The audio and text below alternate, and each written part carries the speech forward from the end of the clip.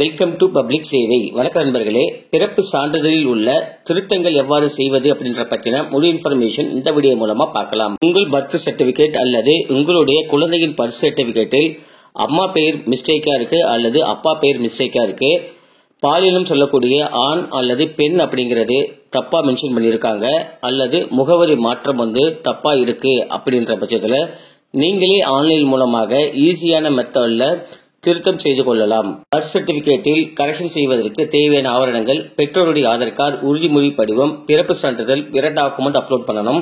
பிற டாக்குமெண்டாக voter ID, driving licence, ration card, bank passbook நீங்க கொடுத்துக்கலாம். உறுதிமொழி படிவத்தை டிஸ்கிரிப்ஷன்ல கொடுத்துருக்கேன், நீங்க டவுன்லோட் பண்ணி பிரிண்ட் அவுட் எடுத்துக்கோங்க. அப்ளிகேஷன் ஓபன் பண்ணீங்கன்னா இந்த மாதிரி தான் இருக்கும் உறுதிமொழி படிவம். ஃபர்ஸ்ட் பிறந்த குழந்தையோட பர்த் டேட் கரெக்டா அங்க மென்ஷன் பண்ணிக்கோங்க. அதுக்கடுத்தது பிறப்பு நிகழ்விடம் வீட்டில் பிறந்திருக்காங்க அப்படின்னா இங்க வீடுங்கிறத டிக் கொடுத்துட்டு வீட்டோட அட்ரஸ் எழுதலாம். அல்லது மருத்துவமனையில குழந்தை பிறந்துச்சு அப்படின்னா மருத்துவமனையின் பெயரை இங்க முகவரியா எழுதணும். அதுக்கடுத்தது அம்மாவோட பெயர், இந்த பாக்ஸ்ல அப்பாவோட பெயர், அதுக்கடுத்து ஆண் குழந்தையா பெண் குழந்தையா அப்படிங்கறத நீங்க இங்க டிக் கொடுக்கணும். அதுக்கடுத்து குழந்தையின் பெயர் நீங்க கரெக்டா இப்போ எழுதும் போது குழந்தையின் பெயரை கரெக்டா எழுதிக்கோங்க. கீழே பெயர்னு கொடுத்துருப்பாங்க, அம்மா பெயர் அல்லது அப்பா பெயர், அவங்க பேரை எழுதணும். அதுக்கு அடுத்தது அவங்களுடைய முகவரி. இங்க இப்படிக்குன்றதுல யார் அப்ளை பண்றீங்களோ, அம்மாவோட ப்ரூஃப் அப்ளை பண்ணீங்கன்னா அவங்க சிக்னேச்சர் பண்ற மாதிரி இருக்கும். இல்ல அப்பாவோட ப்ரூஃப் அப்ளை பண்ணோம்னா அப்பா சிக்னேச்சர் பண்ற மாதிரி இருக்கும். ஏதாவது ஒரு ப்ரௌசர் ஓபன் பண்ணிக்கோங்க, அதுல TNEGA அப்படின்னு டைப் பண்ணுங்க. ஆட்டோமேட்டிக்கா உங்களுக்கு அபிஷியல் பேஜுக்கு உங்களுக்கு ஓபன் ஆகிடும். இந்த பேஜஸோட டைரக்ட் லிங்க் டிஸ்கிரிப்ஷன்ல கொடுத்திருக்கேன். இதுல துறை உள்நுழைவு, பயனாளர் உள்நுழைவு கொடுத்திருப்பாங்க. அதுல பயனாளர் உள்நுழைவு அப்படின்னு கொடுத்தீங்க அப்படின்னா டைரக்டா உங்களுக்கு இந்த மாதிரி ஆப்ஷன்ஸ் உங்களுக்கு காமிக்கும். இந்த பேஜஸ்ல பாத்தீங்கன்னா யூசர் ஐடி, பாஸ்வேர்டு ஏற்கனவே நீங்க கிரியேட் பண்ணி வச்சிருக்கீங்க அப்படின்னா லாகின் பண்ணிட்டு நீங்க உள்ள போயிடலாம். அல்லது நீங்க ஃபர்ஸ்ட் டைம் பண்றீங்க அப்படின்னா நியூ யூசர் கொடுத்திருப்பாங்க, அதை கிளிக் பண்ணுங்க. கிளிக் பண்ணதும் இந்த மாதிரி ரிஜிஸ்ட்ரேஷன் ஃபார்ம் நீங்க ஃபில் பண்ற மாதிரி இருக்கும். இதோட ரிஜிஸ்ட்ரேஷன் எப்படி பண்ணணும் அப்படிங்கறது ஏற்கனவே வீடியோ அப்லோட் பண்ணிருக்கேன், அதோட லிங்க் டிஸ்கிரிப்ஷன்ல கொடுத்திருக்கேன், செக் பண்ணிக்கோங்க. சைன்இன் பண்ணணும் அப்படின்னா உங்களுடைய user ID and password enter பண்ணிட்டு கீழே கொடுத்திருக்கிற கேப்சர் லெட்டரை நீங்க இந்த பாக்ஸ்ல டைப் பண்ணிட்டு லாகின் அப்படிங்கறத கிளிக் பண்ணுங்க. நெக்ஸ்ட் இந்த மாதிரியான பேஜஸ் ஓபன் ஆகும். இந்த பேஜஸ்ல நிறைய சர்வீஸ் கொடுத்திருப்பாங்க. நம்ம பர்த் கரெக்ஷன் பண்றதுனால கிரேட் சென்னை கார்பரேஷன் அப்படிங்கறத கிளிக் பண்ணுங்க.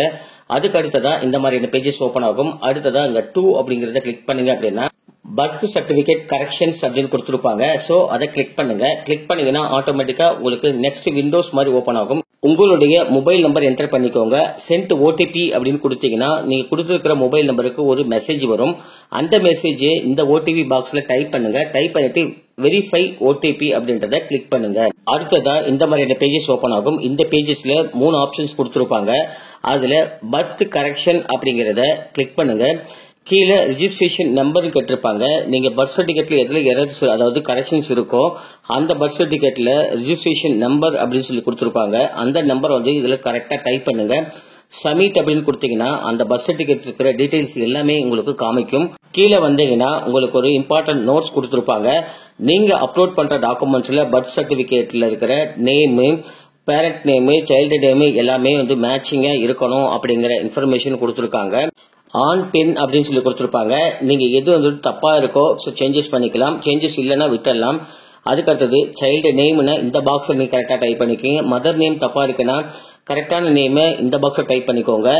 ஃபாதர் நேம் உங்களுக்கு அதுக்கு தகுந்த மாதிரி பாக்ஸ்ல டைப் பண்ணிக்கோங்க. அட்ரஸ் தப்பா இருக்குன்னா அட்ரஸுக்கு நேரா உங்களுக்கு ஒரு பாக்ஸ் கொடுத்திருப்பாங்க, அந்த பாக்ஸ்ல டைப் பண்ணிக்கணும்.